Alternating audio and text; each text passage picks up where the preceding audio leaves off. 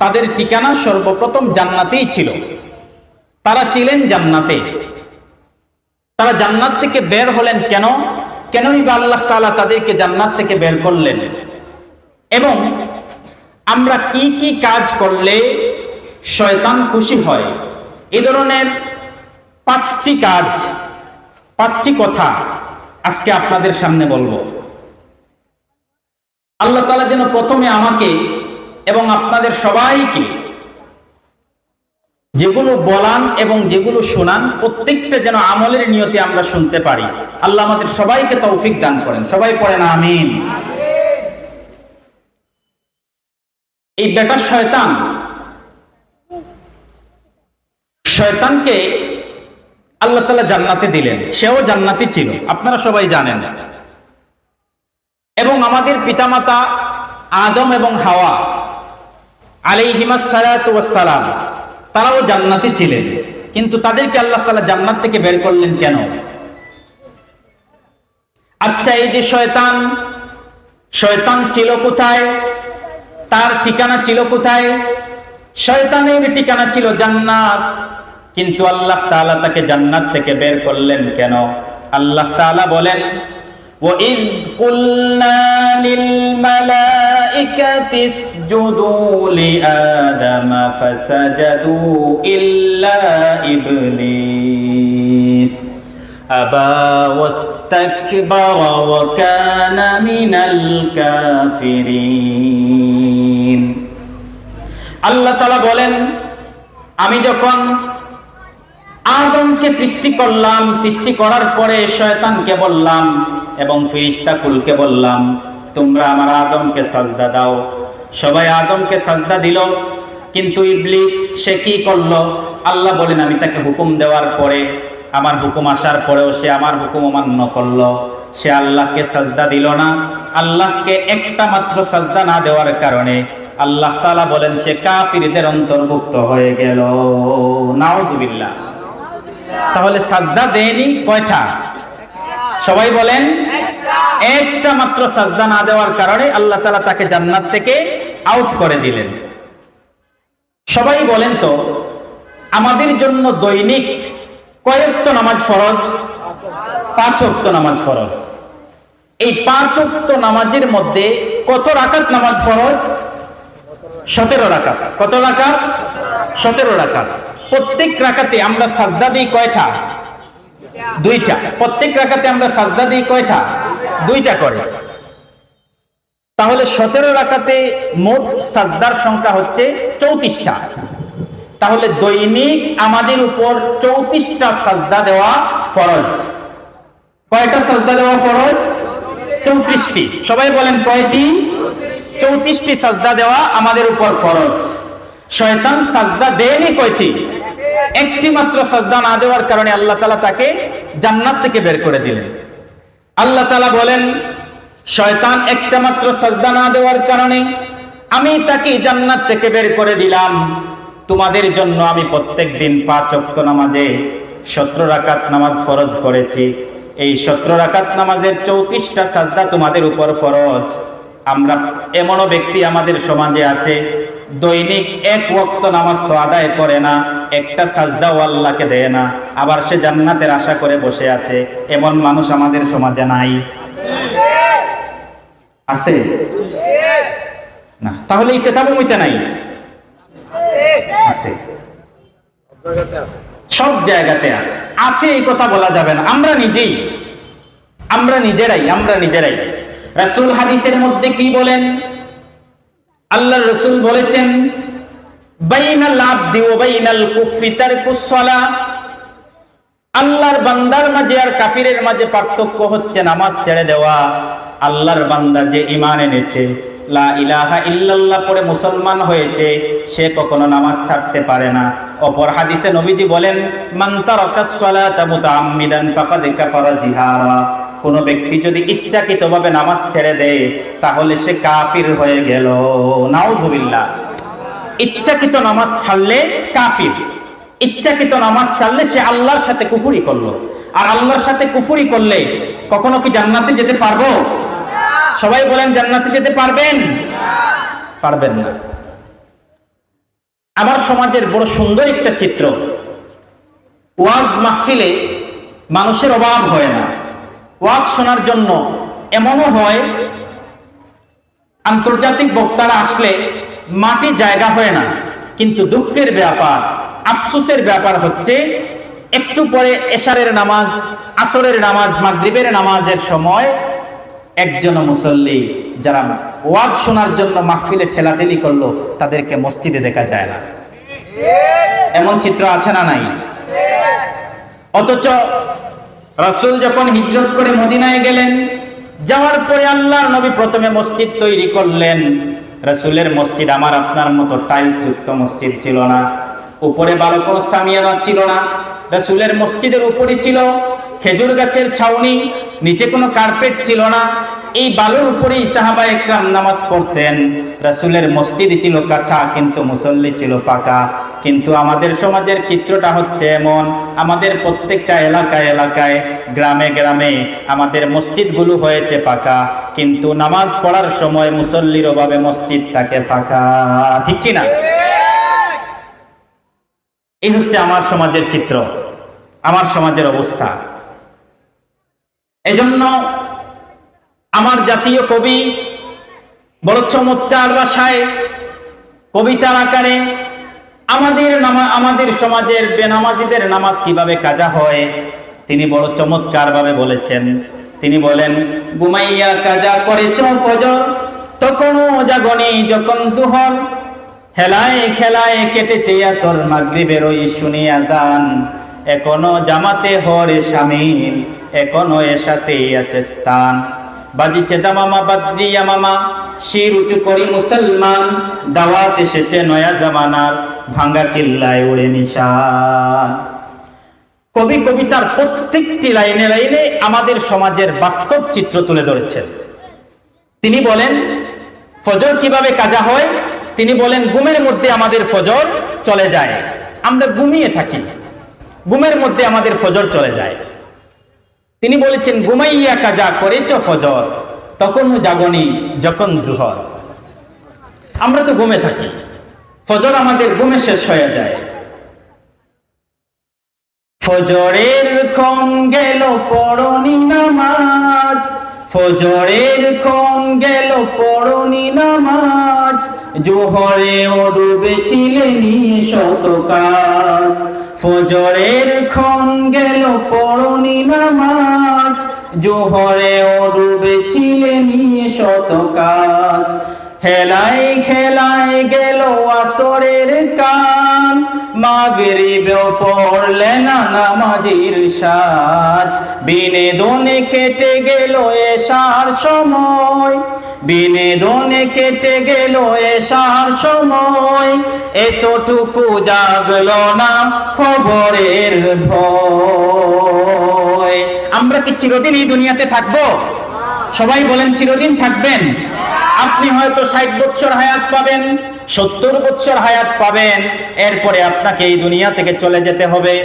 এই দুনিয়ায় আপনি আর থাকবেন না, এই দুনিয়া থেকে আপনাকে চিরবিদায় নিতে হবে। আপনি এই দুনিয়াকে মনে করছেন চিরস্থায়ী, কিন্তু এই দুনিয়াটা চিরস্থায়ী না। দুনিয়ার চিরস্থায়ী মনে করে আপনি দুনিয়ার মধ্যে বাহাদুরি করছেন, আপনি নামাজ পড়েন না, ফজর যায় আপনার ঘুমের মধ্যে।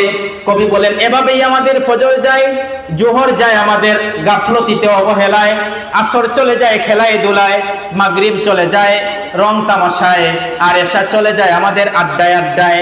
এভাবে আমাদের 5 ওয়াক্ত নামাজ প্রত্যেকদিন কাজা হয়ে যায়, আমরা নামাজের কোনো খোঁজ খবরই করি না।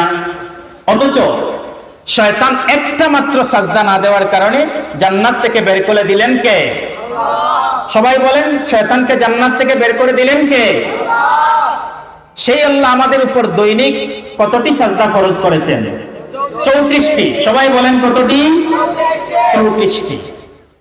34টি পড়েন, 34টি সাজদা আদায় করেন তো? সবাই সবাই করেন তো? আল্লাহ সবাইকে মসজিদে গিয়ে 5 ওয়াক্ত নামাজের 34টি সাজদা আদায় করার তৌফিক দান করুন। সবাই পড়েন আমিন। দৈনিক 34টা সাজদা আমাকে আপনাকে দিতে হবে। রাসূল বলেন, আউয়ালু মা ইউহাসাবু বিহিল আবদু ইয়াউমাল কিয়ামাতি আস-সালাহ। হাদিসের মধ্যে পাওয়া যায়, কিয়ামতের ময়দানে আমরা যখন যাব, তখন আমাদের সর্বপ্রথম দুইটা জিনিসের হিসাব নেওয়া হবে। একটা বান্দার হক আর একটা আল্লাহর হক। একটা হচ্ছে বান্দার হক আর একটা আল্লাহর হক। বান্দার হকের মধ্য থেকে আল্লাহ তাআলা প্রথম হিসাব নেবেন, আপনি কি কারো উপর জুলুম করেছেন? আপনি কি জালিম? কারো কি আইল টেলে আপনি জমিন একটু বড় করে নিয়েছেন? কারো উপর জুলুম করে চাঁদাবাজি করেছেন? এটার হিসাব কিন্তু আল্লাহ প্রথমে নেবেন। দ্বিতীয়ত আল্লাহর হক। আল্লাহর হকের মধ্য থেকে আল্লাহ সর্বপ্রথম যেই জিনিসের হিসাব নেবেন, সেই জিনিসের নাম কি? নামাজ। সবাই বলেন, সেই জিনিসের নাম কি? নামাজ। আমরা তো নামাজ পড়ি না, আমরা তো নামাজ পড়ি না। নবীজি বলেন, আপনি যদি মসজিদে গিয়ে 5 ওয়াক্ত নামাজ না পড়েন, তাহলে আপনার অবস্থা কি হয়? আল্লাহর নবী বলেছেন, আমরা যখন নামাজের সময় মুয়াজ্জিন সাহেব যখন আজান দেন, মুয়াজ্জিন সাহেবের আজান শোনার পরে আমরা যখন মসজিদে গিয়ে নামাজ না পড়ে মসজিদ থেকে দূরে থাকি, আল্লাহর কুদরতি কদমে কুদরতি চরণে সাজদায় লুটিয়ে না পড়ি, তখন আমাদের এই অবস্থা দেখে এই আতাজালে শাইতান ওয়ান্নি ফায়াবকি, শয়তান আমাদের থেকে দূরে সরে গিয়ে শয়তান হাসতে থাকে। তাহলে নামাজ না পড়লে শয়তান হাসে, নামাজ না পড়লে শয়তান হাসে। কিন্তু আমরা যখন নামাজের সময় নামাজ পড়ি, আমরা যখন নামাজের সময় হয়ে যায়, আজান দেওয়ার পরে মসজিদে যাই, মসজিদে যাওয়ার পরে আল্লাহর কুদরতি চরণে সাজদায় লুটিয়ে পড়ি, তখন আমার আপনার এই সাজদার দৃশ্য দেখে শয়তান কাঁদতে থাকে। তাহলে বলেন তো, নামাজ পড়লে শয়তান হাসে না কাঁদে? সবাই বলেন, নামাজ পড়লে শয়তান হাসে না কাঁদে? নামাজ না পড়লে শয়তান হাসে না কাঁদে? হাসে। তাহলে নামাজ না পড়লে শয়তান হাসে। আমরা কি শয়তানকে হাসাতে চাই? আপনারা কেউ কি শয়তানকে হাসাতে চান? কেউই শয়তানকে হাসাতে চাই না। আমরা শয়তানকে হাসাতে চাই না, শয়তানকে কাঁদাতে চাই। আমরা যেন প্রত্যেক দিন 5 বার শয়তানকে কাঁদাতে পারি, এজন্য আমরা সবাই 5 ওয়াক্ত নামাজ মসজিদে গিয়ে পড়বো তো? সবাই পড়বেন তো ইনশাআল্লাহ? আল্লাহ তাআলা সবাইকে কবুল করেন, সবাই পড়েন আমিন। 2 নাম্বার, আমাদের যেই কাজ দেখে শয়তান হাসে, আমাদের যেই কাজ দেখে শয়তান খুশি হয়, সেই কাজটা হচ্ছে, আমরা যদি দলে দলে বিভক্ত হই, আমরা যদি দলে দলে বিভক্ত হই, বলেন তো শয়তান হাসে না কাঁদে? সবাই বলেন, শয়তান হাসে না কাঁদে? হাসে। 2 ভাই একসাথে থাকতে পারে না, এক মায়ের পেটের 2 ভাই একসাথে থাকতে পারে না। দলে দলে বিভক্ত হলে শয়তান খুশি হয়। আল্লাহর নবী হাদিসের মধ্যে বলেছেন, হাদিসের বর্ণনাকারী সাহাবী জাবির ইবনে আব্দুল্লাহ রাদিয়াল্লাহু তাআলা আনহু, তিনি বলেন, সামিআতুন নবী সাল্লাল্লাহু আলাইহি ওয়াসাল্লাম, আমি নবী করিম সাল্লাল্লাহু আলাইহি ওয়াসাল্লামকে বলতে শুনেছি, ইন্নাশ শাইতানা ক্বাদ আইসা আন ইয়াবুদাহুল মুসাল্লুনা ফি জাযীরাতিল আরব ওয়ালাকিন ফিত তাহরিশ বাইনাহুম।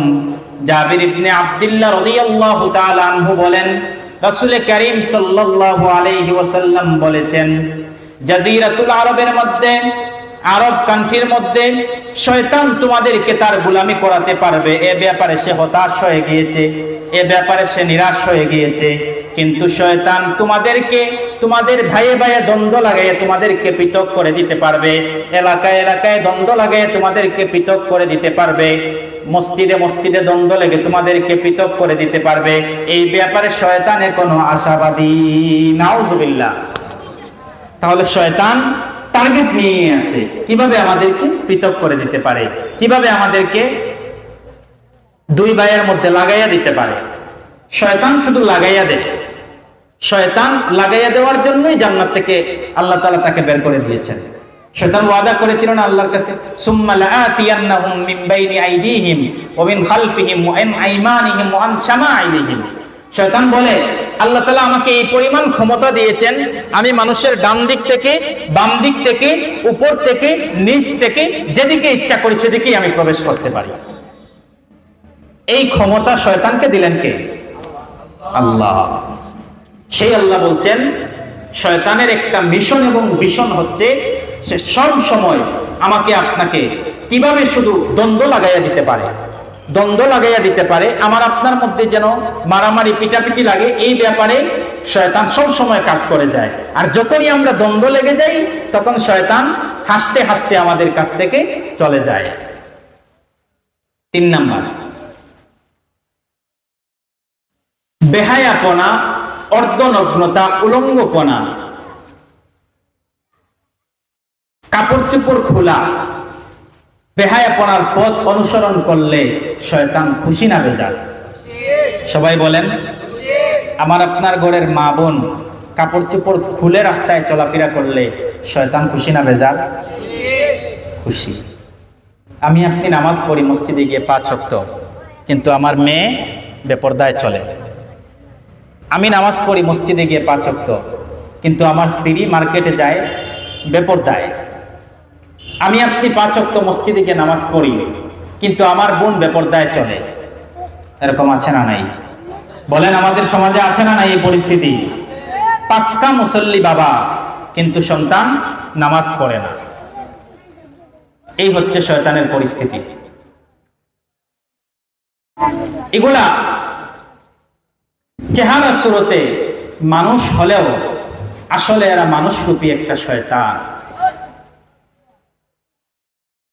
মানুষরূপী একটা জানোয়ার। আল্লাহ তাআলা বলেছেন, লা তাকরাবুজ জিনা ইন্নাহু ফাহিশা, তোমরা জিনার কাছেও যেও না, এটা হচ্ছে ফাহিশা, এটা হচ্ছে অন্যায় কাজ। জিনা বিভিন্ন ধরনের হয়ে থাকে। শুধু একজন স্ত্রী স্বামীর সাথে যেই কাজ করে, সেই কাজটা যদি অবৈধ পন্থায় করে, বিবাহ বহির্ভূত সম্পর্কে করে, তাহলে সেটাকে জিনা বলা হয়। কিন্তু সেটার নাম শুধু জিনা না, কাপড় চোপড় খুলে রাস্তাঘাটে চলা, পুরুষ মানুষ তার দিকে তাকায় থাকে, এটাও একটা জিনা। মার্কেট করতে যায় বেপরদায়, পুরুষ মানুষ তার দিকে তাকায় থাকে, এটাও একটা জিনা।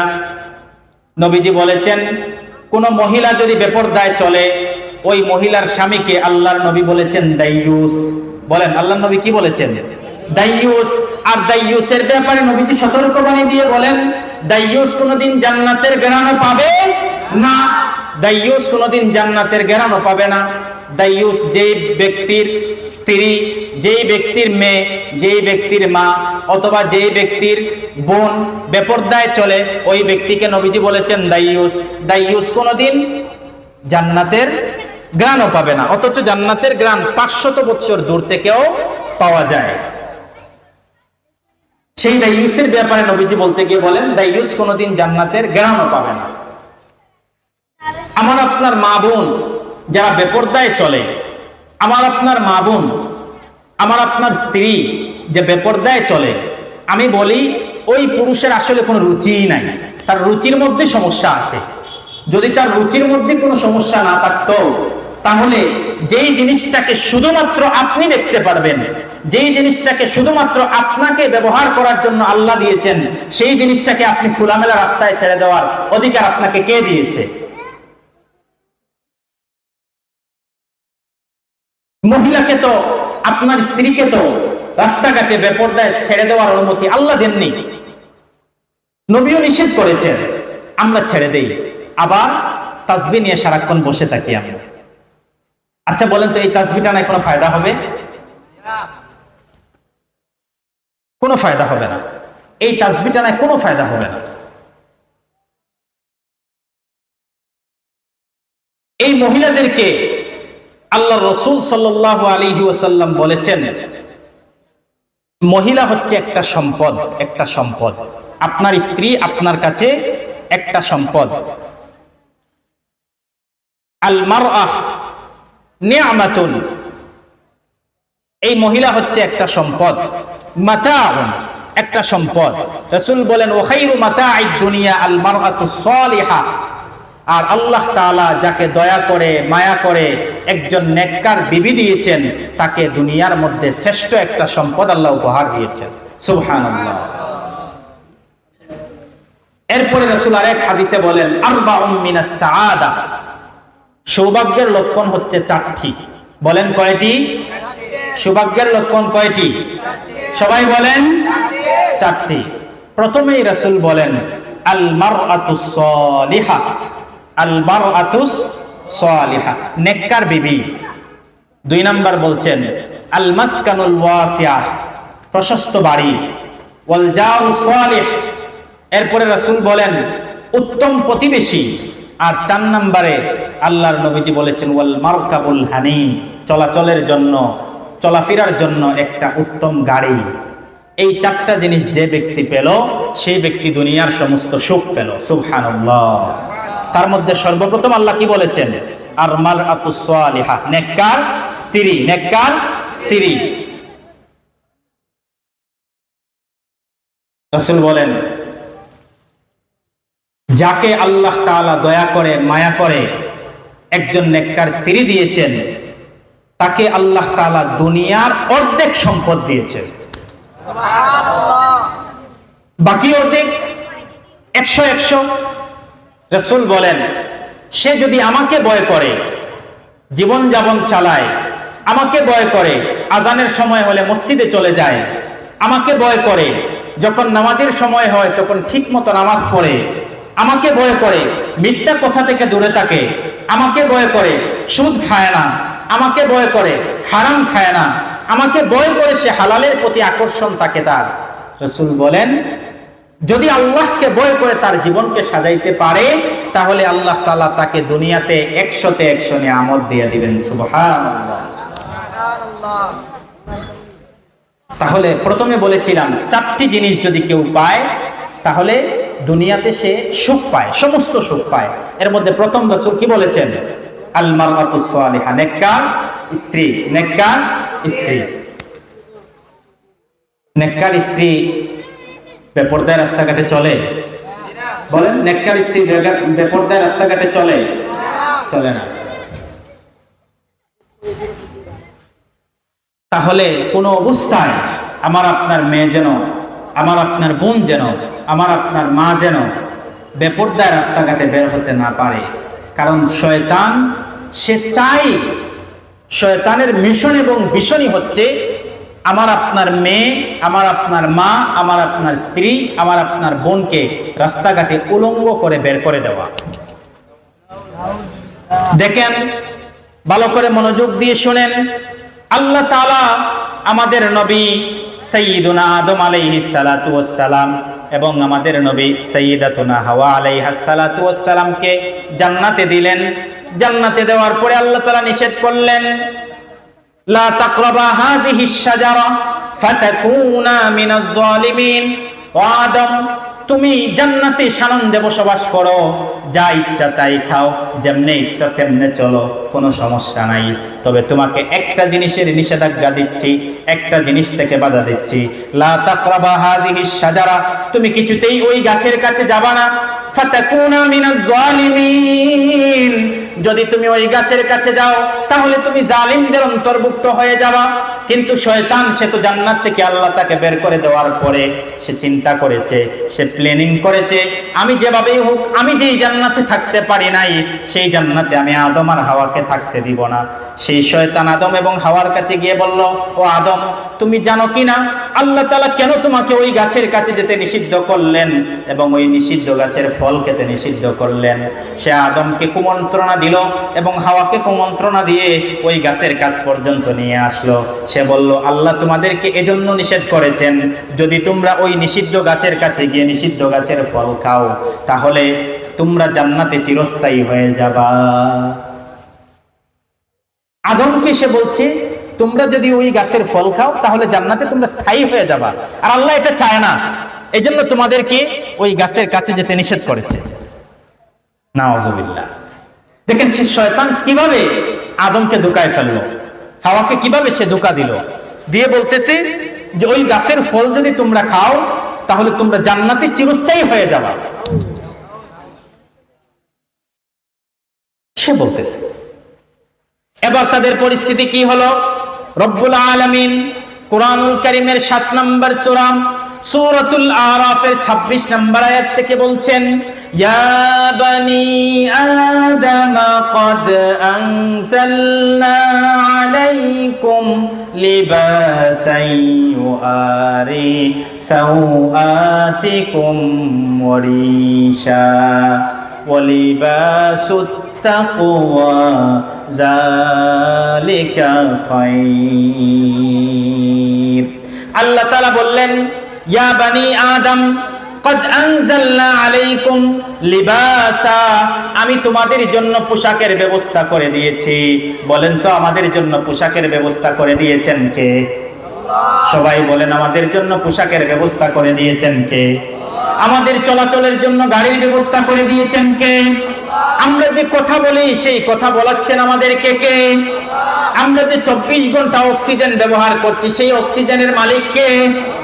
সব কিছুর মালিক কে? দুনিয়াতে সবকিছু আল্লাহর। সে আল্লাহ তাআলা বলছেন, হে আদম সন্তান, ক্বাদ আনজালনা আলাইকুম লিবাসা, আমি তোমাদের জন্য আসমান থেকে পোশাক দিয়েছি। আদমকে বলছেন আর হাওয়াকে বলছেন, আমি তোমাদের জন্য পোশাকের ব্যবস্থা করে দিয়েছি। আনজালনা আলাইকুম লিবাসান ইউআরি সাওআতিকুম ওয়ারিশা, কেন আমি তোমাদেরকে পোশাক দিয়েছি? এই পোশাকের মাধ্যমে তোমরা তোমাদের সৌন্দর্য যেন বাড়াতে পারো। তাহলে বলেন তো, পোশাক পরলে সৌন্দর্য বাড়ে না কমে? পোশাক খুললে সৌন্দর্য কমে না বাড়ে? আল্লাহ বলেছেন পোশাক দিয়েছি তোমাদের সৌন্দর্য বর্ধনের জন্য, সৌন্দর্য বাড়ার জন্য। আর আমরা এখন আমাদের সৌন্দর্য বাড়াই পোশাক পরে না পোশাক খুলে? পোশাক খুলে।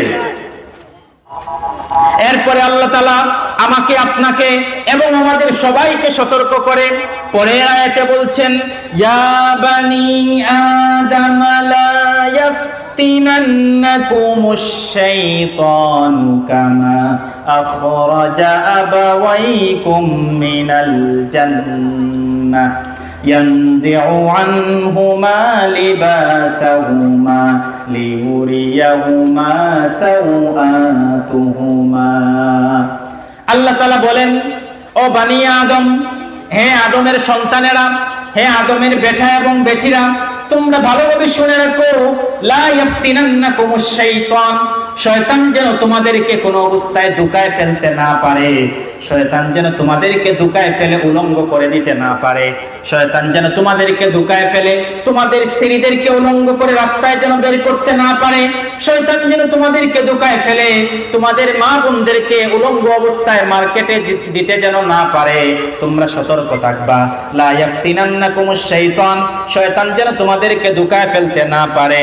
কামা আখরাজা আবাওয়াইকুম মিনাল জান্নাহ, যেভাবে তোমাদের পিতা মাতাকে ধোঁকায় ফেলে জান্নাত থেকে বের করে দিয়েছে, সেভাবে শয়তান যেন তোমাদেরকে ধোঁকায় ফেলে জাহান্নামে নিক্ষেপ করতে না পারে। তোমরা সবাই সতর্ক থাকবা। বলেন তো, কথাটা আমার না আল্লাহ? কথাটা বলেছি কি আমি না বলেছেন আল্লাহ? আল্লাহ কোরআনে বলেছেন, লা ইয়াফতিনান্নাকুমুশ শাইতান, শয়তান যেন তোমাদেরকে ধোঁকায় ফেলতে না পারে। আমাকে, আপনাকে এপ্রোচ হলাম আমরা সবাইকে আল্লাহ লক্ষ্য করে বলছেন। এই সমাজে স্টেজে যারা বসে আছেন, পিন্ডালে যারা বসে আছেন, বাহির থেকে যারা শুনছেন, সবার প্রতি লক্ষ্য করে আল্লাহ তাআলা বলছেন, লা ইয়াফতিনান্নাকুমুশ শাইতান, শয়তান যেন তোমাদেরকে ধোঁকায় ফেলতে না পারে।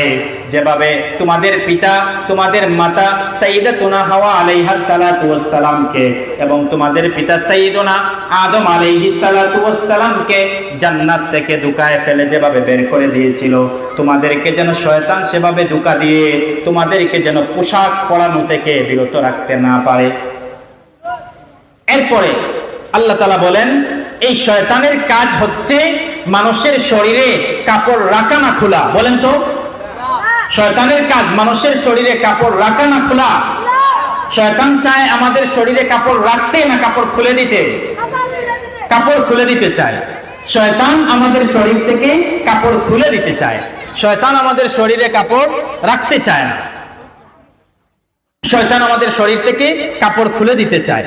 এই শয়তান যেন আমাদের শরীর থেকে কাপড় খুলতে না পারে, এই শয়তান যেন আমাদের শরীর থেকে কোনো অবস্থায় কাপড় খুলতে না পারে। এই জন্য আল্লাহ তাআলা সতর্ক করে দিচ্ছেন, লা ইয়াফতিনান্নাকুমুশ শাইতান, শয়তান যেন তোমাদেরকে ধোঁকায় ফেলে, তোমাদের শরীর থেকে কাপড় খুলে দিয়ে তোমাদেরকে উলঙ্গপনায় বেহায়াপনায় মত্ত করে তোমাদেরকে যেন জাহান্নামে নিক্ষেপ করতে না পারে। এজন্য সতর্ক করছেন কে? সতর্ক করছেন আল্লাহ। এজন্য তিনটা কাজের কথা বললাম। প্রথম কাজ, আমরা যদি সাজদা দিতে না পারি, নামাজ পড়তে না পারি, বলেন তো শয়তান খুশি হয় না বেজার হয়? আমরা যদি মসজিদে গিয়ে 5 ওয়াক্ত নামাজ পড়ি, তাহলে খুশি হয় কে? সবাই বলেন খুশি হয় কে? দৈনিক আমাদেরকে সাজদা কয়টা ফরজ করেছেন আল্লাহ? 34টি। সবাই বলেন কয়টি? 34টি। 34টি সাজদা আমাকে দিতেই হবে, আপনাকে দিতেই হবে, না হলে আপনি মুসলমানই হতে পারবেন না। শয়তান একটা মাত্র সাজদা না দেওয়ার কারণে আল্লাহ তাআলা তাকে জান্নাত থেকে বের করে দিয়েছেন। আমি আপনি 34টা সাজদা না দিয়ে কিভাবে জান্নাতের আশা করে বসে আছি? দ্বিতীয় কাজের কথা বলেছি, আমরা যদি দলাদলিতে বিভক্ত হই, বাইরে বাইরে দ্বন্দ্বে লিপ্ত হই, তাহলে শয়তান খুশি না বেজার? খুশি। 3 নাম্বার কথা বলেছি যে কোনো অবস্থায় যেন শয়তান আমাদেরকে, আমাদের মেয়েদেরকে, আমাদের মা বোনদেরকে পর্দাবিহীন রাখতে না পারে। সে যদি আমাদের মা বোনদেরকে পর্দাবিহীন রাখতে পারে, বলেন তো শয়তান খুশি না বেজার? আর আমাদের মা বোনরা, আমরা পুরুষের উপরে যে পর্দাটা আছে, মেয়েদের উপরে যে পর্দাটা আছে, সেই পর্দাটা যদি আমরা পালন করতে পারি, তাহলে খুশি হন কে? তাহলে বলেন, আমরা আল্লাহকে খুশি করবো না শয়তানকে খুশি করবো? আল্লাহকে খুশি করবেন তো সবাই? তাহলে আজকে থেকে কারো মা বোন মেয়ে কেউ যেন পর্দাবিহীন অবস্থায় ঘর থেকে বের হতে না পারে। সবাই ওয়াদা করতে পারবেন তো? যারাই আছেন তারা পারবেন তো ইনশাআল্লাহ? চেষ্টা করবেন তো ইনশাআল্লাহ? যে কথাগুলো বলেছি, আল্লাহ তাআলা আমাকে এবং আপনাদের সবাইকে আমল করার তৌফিক দান করুন। সবাই পড়েন আমিন।